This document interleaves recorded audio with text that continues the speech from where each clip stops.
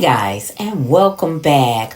Well, you remember the actor who filed a $260 million lawsuit against Tyler Perry for sexual harassment and assault? Yes, that actor's name is Derek Dixon, and he is not backing down on his claims.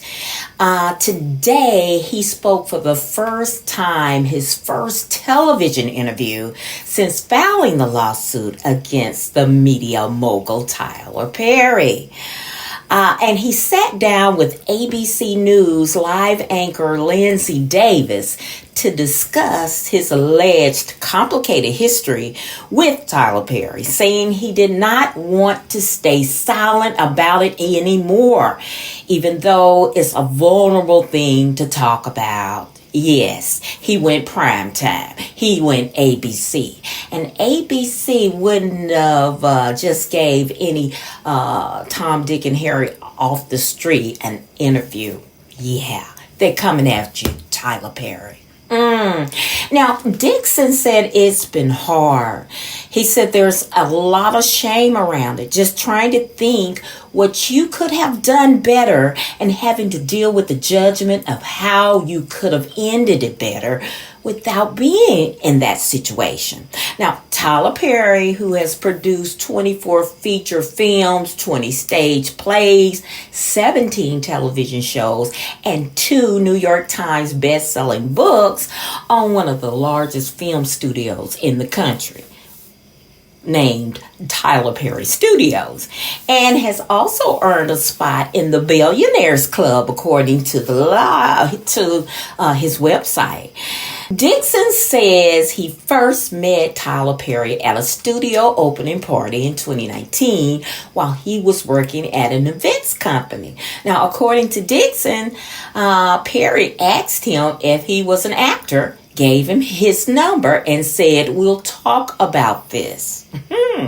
Now, early in 2020, Dixon landed the role as Dale in Tyler Perry's BET series, The Oval, appearing in 85 episodes between 2021 to 2025, a career move that he said was something he always dreamed about. But now, according to the civil complaint, when Dixon was working on the show, Tyler began sending text messages to him with some being sexual in nature, if you know what I mean. Now, he said one of them says, "What is going to take for you to have guiltless sex?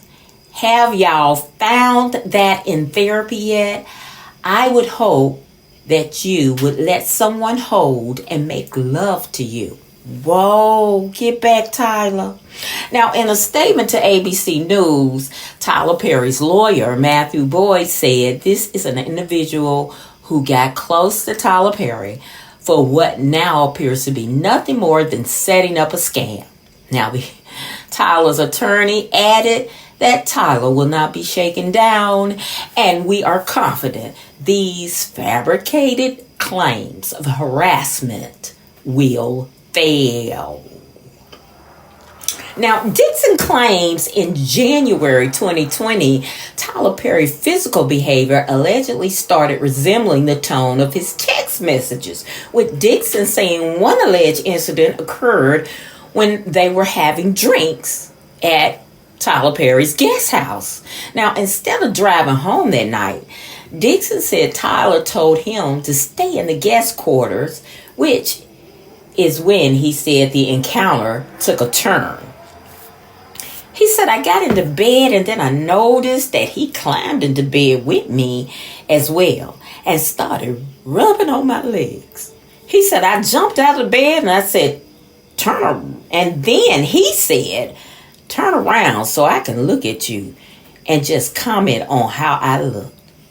And then he got up and left. So I thought after that instance, it was pretty clear that I was not interested in that type of relationship. He said then, at the end of the second season of The Oval, Dixon's characters were shot 4 times in the chest, which he said made him realize if I don't make him happy, I could stay dead on this show. Excuse me, y'all. Now, after they had finished shooting that scene, Dixon claimed Tyler Perry invited him to have drinks in his trailer, where Dixon said Tyler Perry allegedly asked if he was attracted to him. In his my dear voice, are you a... No, I'm kidding, guys. I'm kidding. Okay. Dixon, and what he said was attempt to de-escalate the situation, said he told Tyler he was an attractive man, but he was not interested, which is when he claims the incident became physical. He said that's when he pushed me up against the wall and grabbed my ass again. Whoa. I remember leaving his trailer and calling my friend immediately and just feeling sick about it. Now, he says another incident between Dixon and Perry allegedly occurred in 2021 when Dixon claims he was at Tyler Perry's home in Atlanta. Now, during the visit, he said Tyler Perry allegedly made several alcoholic beverages for himself and demanded to know why Dixon was not having sex with anyone. Now, Perry continued to probe with questions and insisted that the two were becoming increasingly drunk and it was time to end the night, according to the complaint. Now, he said Tyler then led him to the bathroom of the guest home, where Dixon would be spending the night again. Yeah. When Perry motioned to Dixon to come see a weight monitor that he had. Now, according to Dixon, Perry then told Dixon needed to be in your underwear to measure. Now, he reached down and pulled my underwear down and grabbed my ass, and I tried to stop him and pulled back my underwear up. And he grabbed my arms and said, no, it's okay. Just go with it, man. And then he said, stop. I don't want to be naked. He said he didn't know what to do in the moment and attempted to distract and de-escalate the situation again. With Dixon, he's saying he eventually locked himself alone in the guest house bathroom. Now, the actor said he ended communication with Tyler in the spring of 2024, and he's decided to leave the Oval in September 2024. He also said Losing It, a show he had been writing, the mogul owns the rights to, was never developed beyond the pilot. Then, in January, Dixon filed a complaint with the U.S. Equal Employment Opportunity Commission, a federal agency responsible for protecting workers from discrimination. Now, Dixon said he came up with the amount of $260 million in damages for his subsequently lawsuit for 2 reasons. Part of that number is my lost job, my lost income, the loss of a show.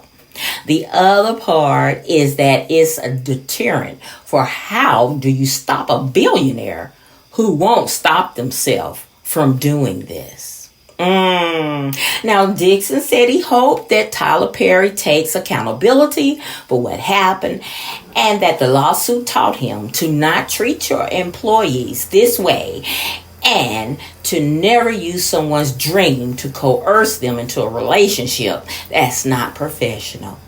Now, when asked about justice, Dixon said it would look like thinking I've made a change and that something like this won't happen to another actor that works for him or another actor in the industry. That would be my justice for me. Wow. And let me add that this is not the first time that someone has accused Tyler of misconduct, sexually hitting on them and leaving them high and dry. Remember Christian Keys? Yeah. He just wasn't bold enough to file the suit, but he kind of came out with it that Tyler had did him similar ways. He came out with it before this gentleman did. So maybe after this guy's interview, maybe Christian will get back on that bandwagon and maybe he'll get some money or whatever. But now let me say one thing, okay? Now, if the Negro made a pass at me one time and I ain't get down like that, I don't think I would be going back and forth to his house, back and forth to his quarters, back and forth to his trailer. Okay? And Tyler, if the boy said no the first time, I mean, you should have let no. Like, no means no. Okay? I don't know, guys. It must be pretty strong for ABC to be interviewing him. And I know this is humiliating, if anything, to Tyler Perry. Because he's not backing down. And this will not be his last interview. If ABC, the major prime time network, gave him an interview, okay, everybody gonna give this man an interview, and Tyler is going to be disgraced. So, Tyler, you need to learn from Shannon Sharp's little escapade. I mean, it may be cheaper to pay off. Him. Okay, guys, what y'all think? All right, guys, that's it for me. Thank you so very much for watching, and I hope you will like, share, and subscribe to my channel. And as always important, be blessed, y'all.